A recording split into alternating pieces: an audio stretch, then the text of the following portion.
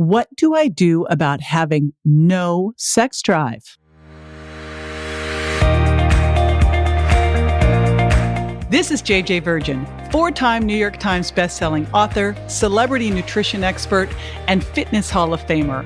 I've been on a lifelong quest for answers to the toughest health questions. And now I'm sharing what I found with you. Welcome to Ask the Health Expert. Jessica from Facebook asks, what do I do about having no sex drive? I'm 50 and I don't care if I ever have sex again. Well, I've got Dr. Kryin Dunstan with me to answer this question. She's perfect for it. She's an OBGYN and a functional medicine expert, and she's used her expertise on herself to lose 100 pounds and keep it off, and she's healed herself from chronic disease. Now she helps tens of thousands of women lose weight, regain their energy, and master midlife through her Stop the Menopause Madness Summit and her Brilliant Health Revolution podcast and YouTube channel. And when she's not helping women take control of their health, she's out singing. She's a singer with the Savannah Philharmonic Chorus, and she'll be right back to answer this question.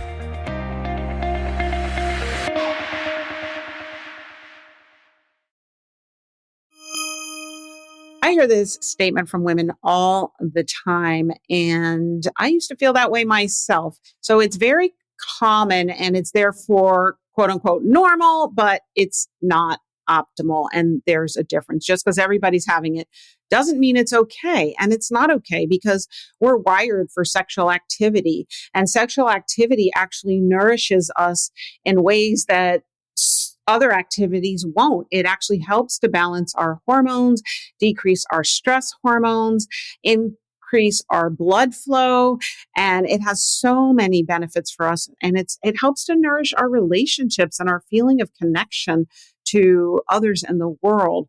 So our sex is something really to be cherished and fostered and preserved. And why is it so common though? So let's talk about that. And we talked earlier about the whole iceberg metaphor, that what you see above the surface of the water is your sex hormones. So that is the obvious culprit for the lack of sex drive at menopause. It's the fact that you may have low levels of estrogen, progesterone, and or testosterone, all of which are necessary for a healthy sex drive.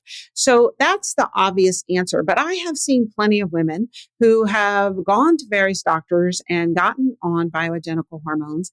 And they said, Dr. Kryin, I still don't have a great sex drive.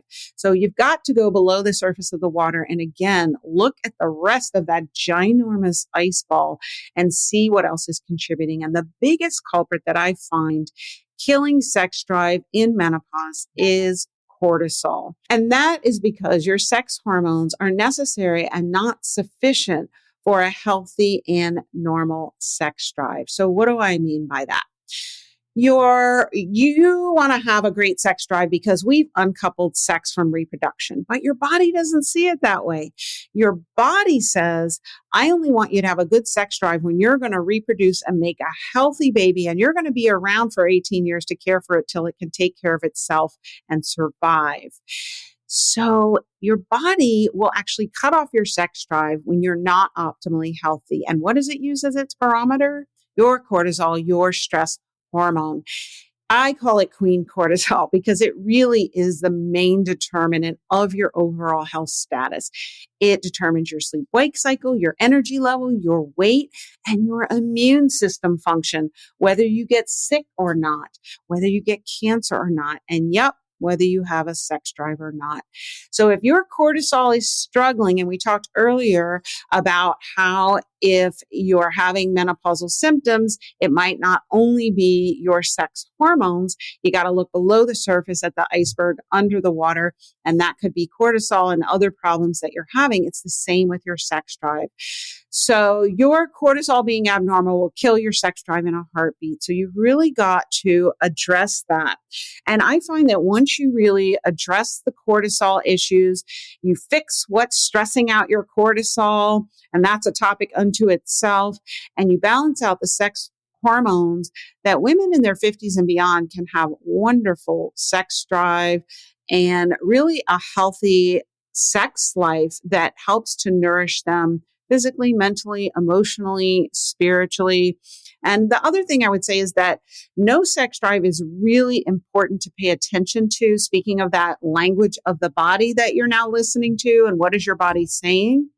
Because your body is either in build-up and healing mode and thriving mode, or it's in breakdown deterioration mode. There is no in between. It's kind of like a seesaw. It's either down on the one side or down on the other side. There's no in between. And you want that balance to be really optimal, where you're more in the healing mode. And so that's why you really want to pay attention to the low sex drive, because it's a sign that your body's in breakdown mode. So I say, don't ignore this. I do see some women who say, oh yeah, well, I'm in my 50s. I've been married for 30 years. My husband's sex drive is low, so it's not really an issue. Yeah, it is an issue. It's really your body speaking to you and saying, I don't have the vitality to want to be sexual. And that's a red flag. So it's something that you really want to pay attention to. Thanks so much for this great question. This is JJ with Ask the Health Expert. I do this 5 times a week, so make sure you never miss a show by going to subscribetojj.com.